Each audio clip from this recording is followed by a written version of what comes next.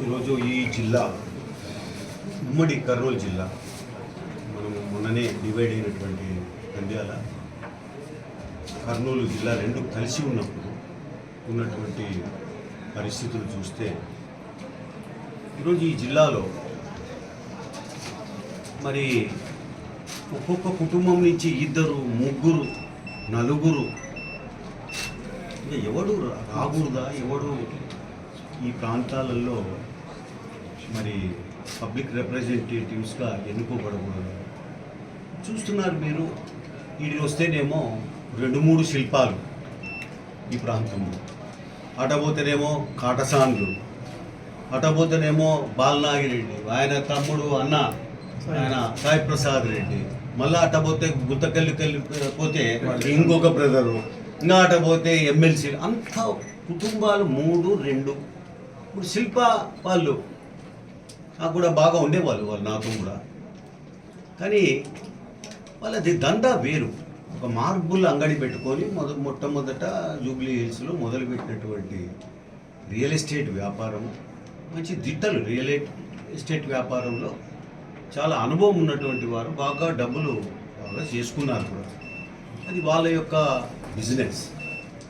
ఈరోజు ఎక్కడ వచ్చిందంటే తేడా, ఎవడైతే డబ్బులు సంపాదిస్తున్నాడో వాడు వచ్చేది నేను ఎమ్మెల్యే కావాలా, ఎంపీ కావాలా అని మొదలుపెట్టేది. ఇంకా ఇళ్ళలో తిక్కోళ్ళ ఇల్లు, ఇన్నాళ్ళు ప్రజాసేవ చేస్తున్నటువంటి వాళ్ళు ప్రాణాలు పణంగా పెట్టి ప్రజాసేవ చేసే వాళ్ళు ఇంకా ఛాన్స్ లేదు. ఓన్లీ రియల్ ఎస్టేట్ వాడు, మార్బుల్ షాపులు పెట్టుకున్నాడు, లేకపోతే భూ కబ్జాలు చేసేటోడు. ఇప్పుడు అది కాదు, వాళ్ళు సేవ చెయ్యరు, బిజినెస్ లైన్లోనే ఆలోచన చేస్తారు.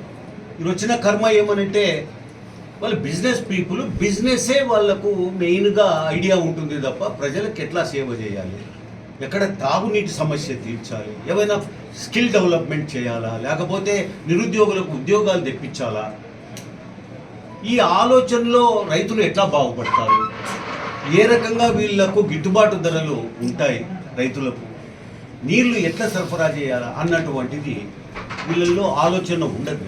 వీళ్ళకు ఉండేదంతా ఏమంటే స్థలం ఎక్కడుంది, ఇది అమలబోతుందా లేదా, దీంట్లో లేఅవుట్లు వేసి ఇల్లు కడితే ఎంత కమ్మొచ్చు, ఎంత లాభం ఉంటుంది, మనం కొనేదెంత, అమ్మేదెంత, ఏ రకంగా మనము.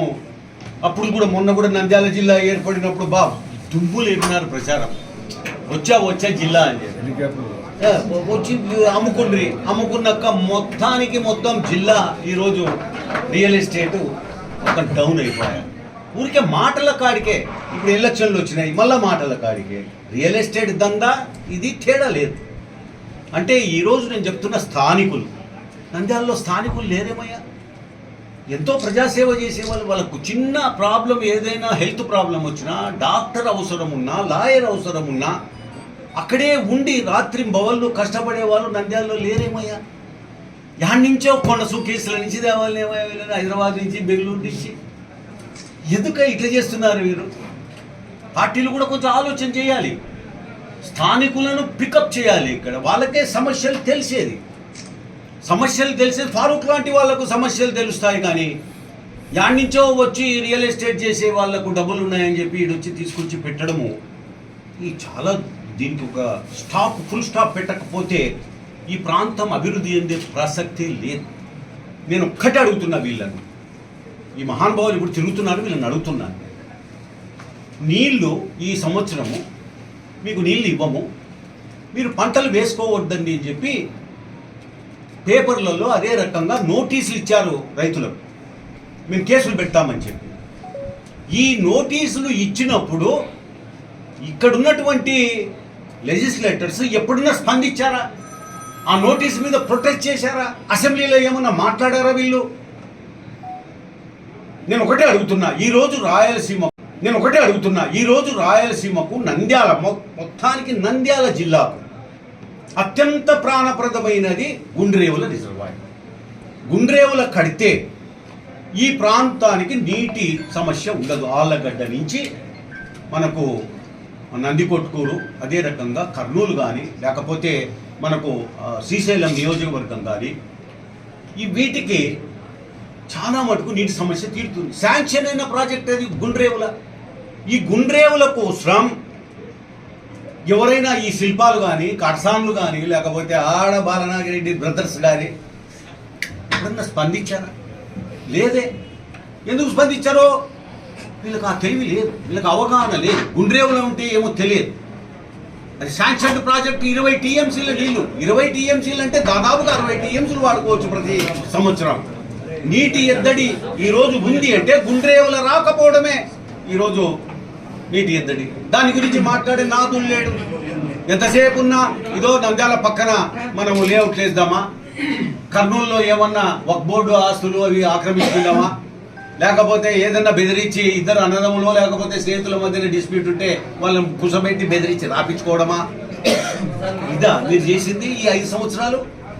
ఇది కాదు కావాల్సింది. ముఖ్యంగా గుండ్రేవుల రిజర్వాయర్ పూర్తి చేయాలి, రైతులను ఆదుకోవాలి.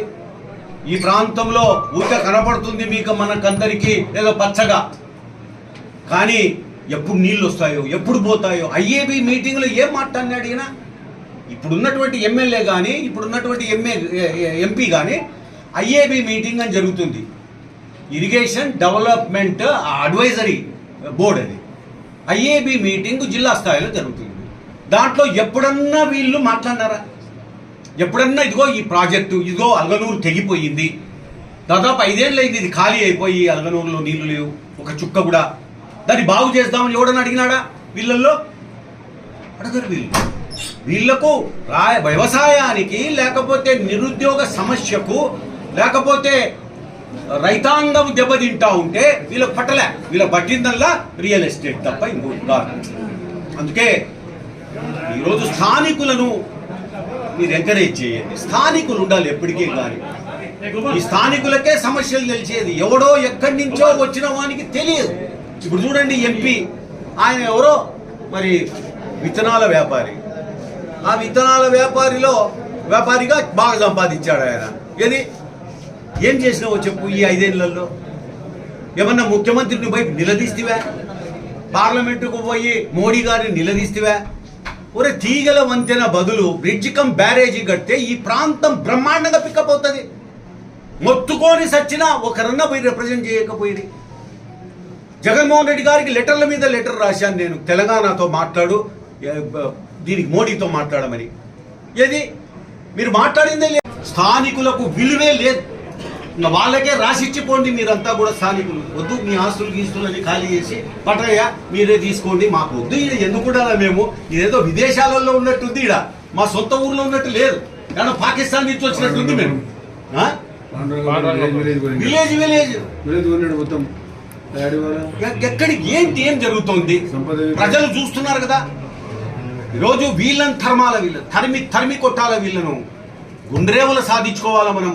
ఫారూక్ గారికి నేను ఒకటే చెప్తున్నాను, ఈయన మంత్రి అయ్యేది ఖాయం. ఎందుకంటే మైనార్టీలలో ఒకడే ఏకైక నాయకుడు ఆయన, మైనార్టీ మినిస్టర్ అవుతాడు ఇక్కడ, గెలిస్తేది ఖాయం. నేను ఒకటే చెప్తున్నాను ఆయనను, అయ్యా నిలబెట్టి గుండ్రేవులు సాధించాను నేను, నువ్వు శబరమ్మ ఇద్దరు కలిసి.